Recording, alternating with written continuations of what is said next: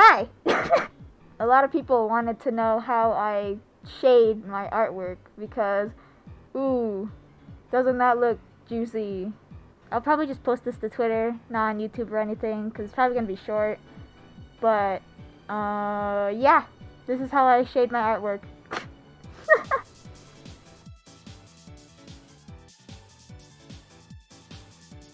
First thing you want to do is have an art program. This isn't a drawing tutorial, by the way. This is literally just me showing how I shade my artwork. I work in Clip Studio Paint EX.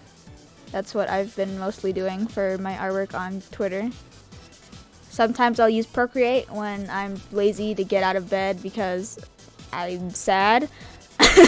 But yeah, today we're just using the Clip Studio Paint. First you want to do is obviously get your line art done.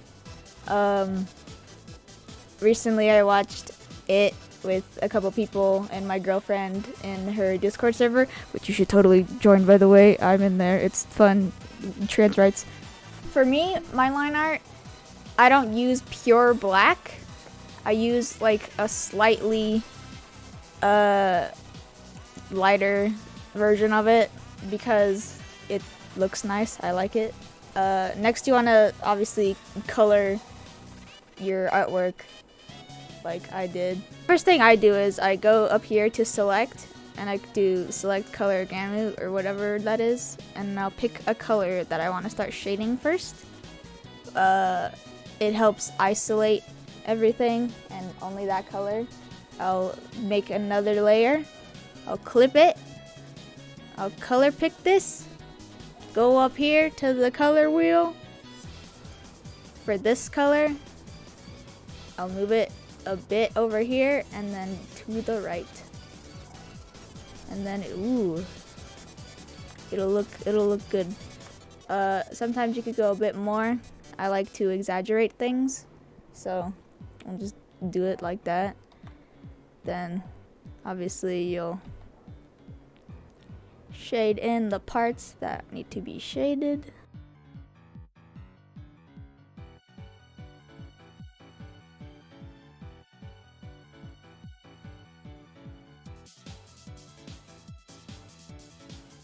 After you're done with that, you just deselect and then just fix up any parts by erasing it so it's not overlapping or looking weird. Make sharper shadows. Sometimes I'll care, sometimes I won't. Depends on how I'm feeling, but anyway, after you do that, what I'll do next is unclip this since it'll already just be regular. I'll add another layer, clip onto this shadow. I'll take this specific color, I'll go to the opposite, and then move it however I want. And then I'll go on to here. I'll go with inside the shadows, add the little extra bits.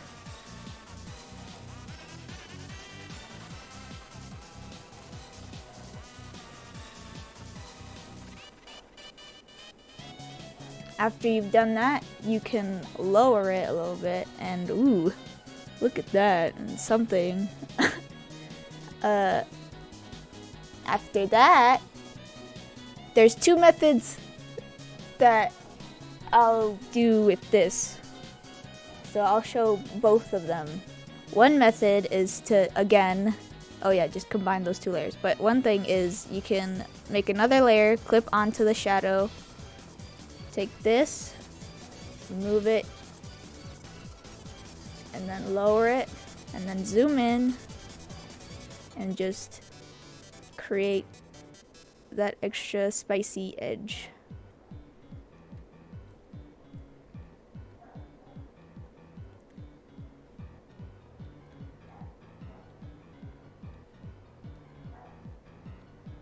Mind you, you don't have to do this on all of them, but I like doing it on all of them because it's nice looking. And if you think it's too harsh, you can just lower the opacity a little bit and then just combine it. And then after that, what I'll do is I'll remove this. I'll just deselect the siding thing. Select color gamut again. I'll put this. Bring it over this a little there. Get the airbrush. And then I'll add regular, like, on top shading. So it looks a little extra.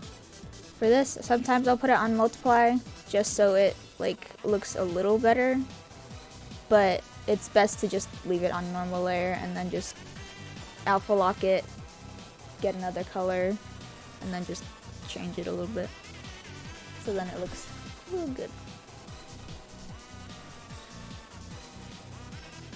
Forgot to click on that, but whatever. Yeah, that's for that. Now, since we've already done the silly collar for the silly clown boy, we can start with the hair or the face.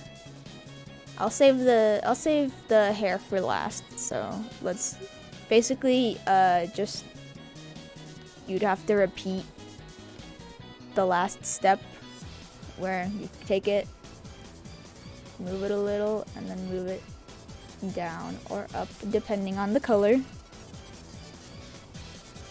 Since this is already in blue, I'll move it over to the darker blue a little bit. And then just get to coloring.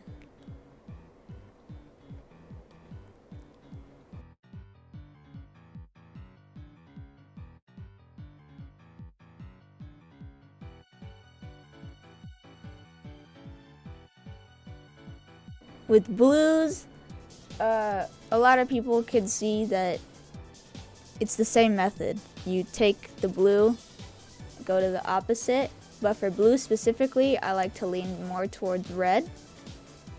And maybe I won't even move it. Maybe I'll just use that specific red. And then just add the little dot here, here, wherever you need it. For me, I'll just add it literally everywhere because I like this effect. And then just lower it just a little bit. And then just add it on. Now, I was showing the regular method of drawing the shadow edges. There is another method if you're using Clip Studio Paint, where you have just the regular shadows. You go over here to the effect border, and then border effect. And then what you'll do is color pick it, move it to wherever you need it, and then just bam, it'll automatically add it.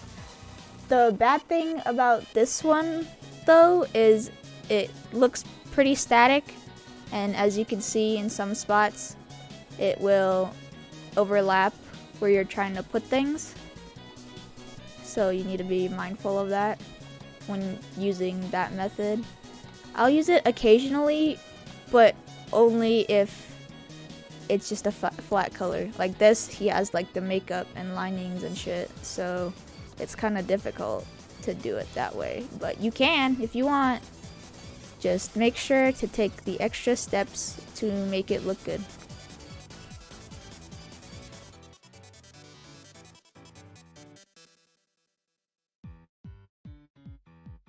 After looking at your shadows and shit, if you think it's too bright, literally just, oh wait, hold on. Oh yeah, for the border thing, after you add it and you need to lower the shadows a bit, just make another layer, duplicate on top, so there's no longer a border effect, and then you can just boop, lower it a little bit. And as I said before, you can take the shadows off, make another layer, select color gamut, oops, I'm on the wrong layer. Select the specific color, and then for this, you just lower it just a little bit, and then if you're lazy, just do a gradient, and then just lower it just the tiniest bit. You can barely see it, it's subtle, but it can make a difference sometimes. This one, it's whatever. just barely, a little bit. There we go. Now with that, you can just change the shadows once more if you need, like so. And then for that, you would do the same for the markings, like what I will do right now. Sometimes it's best not to do the outline method, but it's your artwork. You can literally do whatever you want with it. Alright, we did his little collar thing, we did his face. A bonus thing you can do is obviously shade the eyes.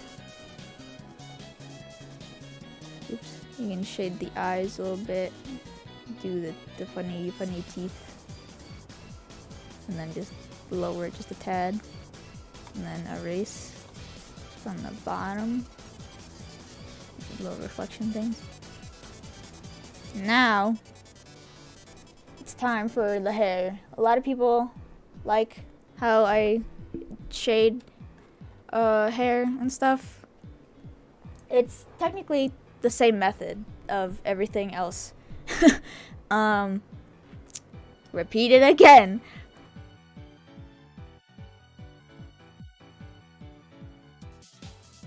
Now that we have the regular colors for that, do it again, make another layer, clip over it, color pick, go to the opposite of said color, and then just add the inside.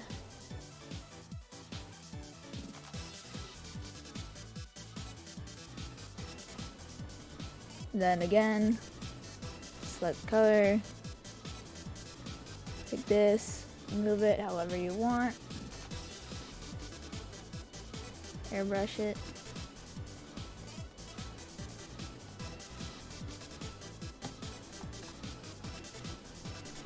And if you want an even spicier effect, what you can do is take the airbrush, put it on this mode, it'll erase stuff. You can erase shit to make it fade out however you please.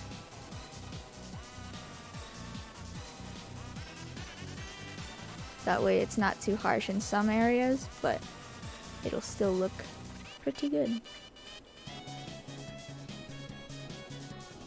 You can basically achieve the same effect by just airbrushing the regular thing and just copy the color and then over it, but it's whatever.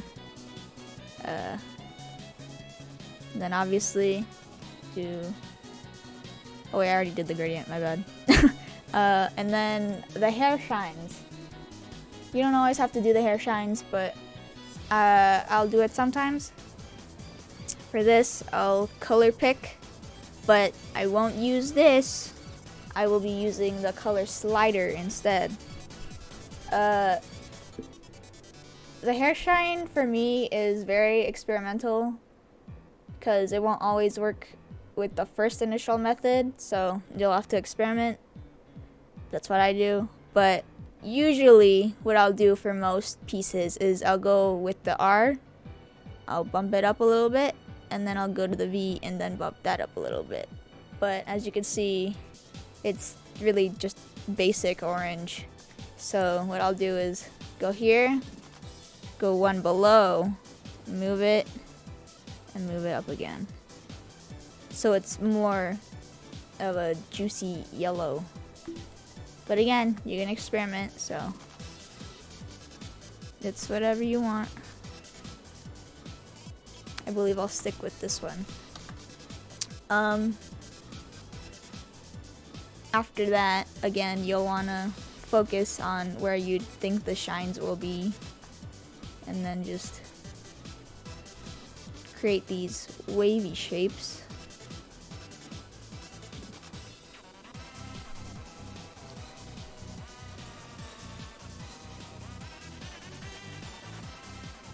After that,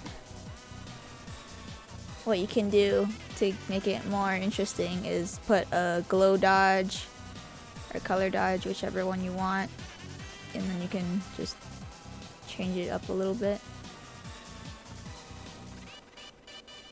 I'll probably stick with glow dodge since it stays with the orange. And then obviously adjust it to your liking. You can even erase bits so it'll look even more like hair. After that, what I'll do, I'll merge it, make another layer. I'll take this specific orange and then make a darker version of it. Take a regular brush, make it smaller a little bit, and then what I'll do is I'll actually outline it.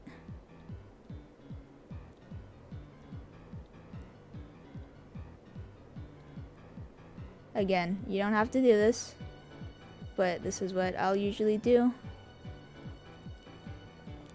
because I just like the look of outlines on things.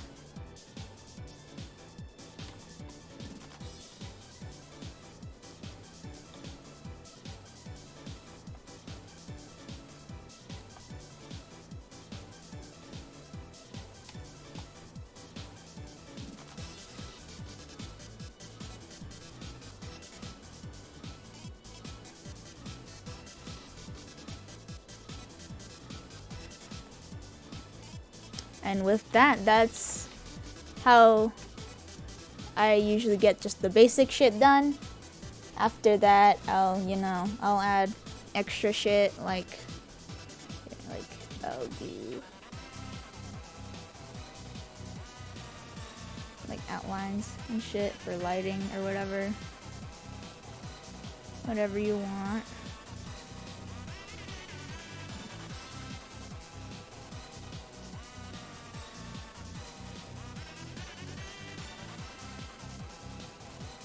I'll add like just the regular touch-ups where they need to be.